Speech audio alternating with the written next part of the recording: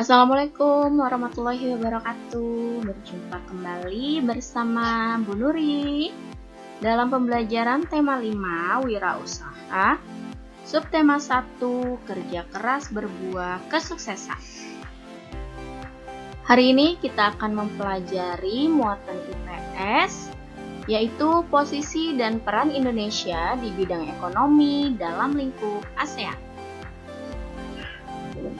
Sebagai makhluk sosial, manusia tidak dapat hidup sendiri. Manusia memerlukan orang lain untuk hidup bermasyarakat. Selain itu, tidak setiap daerah memiliki sumber daya alam yang dapat mencukupi kebutuhan manusia. Oleh karena itu, dibutuhkan kerjasama antar manusia untuk memenuhi kebutuhannya. Sebagai contoh, kerjasama Indonesia dengan negara-negara ASEAN dalam bidang ekonomi.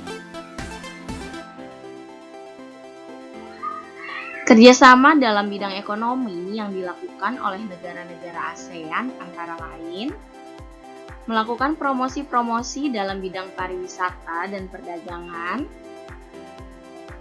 menyediakan cadangan pangan,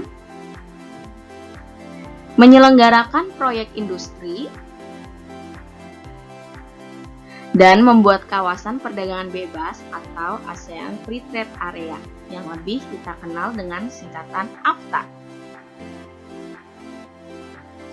AFTA merupakan bentuk kerjasama negara-negara ASEAN di bidang ekonomi.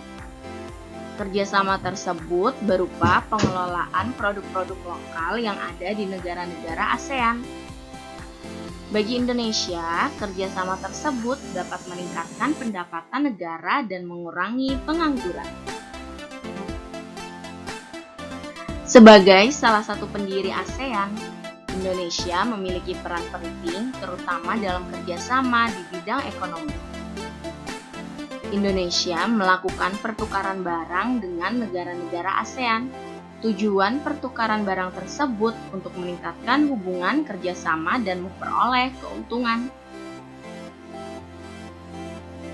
Bentuk pertukaran barang antara Indonesia dengan negara-negara ASEAN antara lain yang pertama, pertukaran sandang. Indonesia menjual batik-batik buatan pengrajin Indonesia ke negara-negara di ASEAN. Selain itu, Indonesia juga mengekspor kain wol dan kapas yang merupakan bahan baku pembuatan pakaian. Selain mengekspor, bentuk pertukaran yang dilakukan Indonesia antara lain mengimpor mesin-mesin pembuat pakaian berskala besar dari Singapura dan mengimpor benang sintetis dari Malaysia. Yang kedua, pertukaran pangan. Hasil pangan Indonesia seperti tepung tapioka, lada, dan kina diekspor ke Singapura. Selain itu, kopi dan sayuran diekspor ke Malaysia. Selain mengekspor, Indonesia juga mengimpor hasil pangan seperti beras, gula, buah-buahan, dan madu dari Thailand dan juga dari Filipina. Berikutnya, pertukaran papan. Hasil hutan Indonesia yang begitu kaya seperti kayu banyak diekspor ke negara-negara ASEAN, salah satunya kayu jati yang diekspor ke Malaysia, kayu lapis ke Thailand, dan kayu mahoni ke Singapura. Semen putih sebagai bahan baku pembuatan rumah diimpor dari Filipina. Selain dalam bidang sandang, pangan, dan papan, Indonesia juga melakukan kerjasama dalam bidang pertukaran barang tambang. Indonesia melakukan ekspor beberapa barang tambang seperti minyak bumi mentah, batu bara, besi, baja, aluminium, timah putih, dan gas alam ke Malaysia, Filipina, dan Singapura.